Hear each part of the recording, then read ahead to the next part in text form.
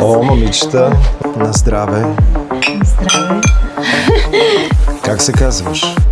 Мина, тя се казва Ели. О, откъде си? Аз съм от София, тя е от Варна. С какво се занимаваш? Ние сме инфлуенсърки. Свободна ли си утре? Да, аз съм свободна.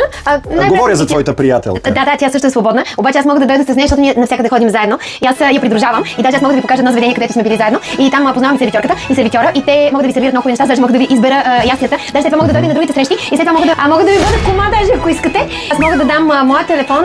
Нейният телефон. Нейният телефон, да. Тази прекрасна дама с много красива усмивка. Обаче тя няма да идва. И аз утре ще излагат мост, а пък при мен е река, води. Да питаме нея всъщност. Искаш ли да питаме нея?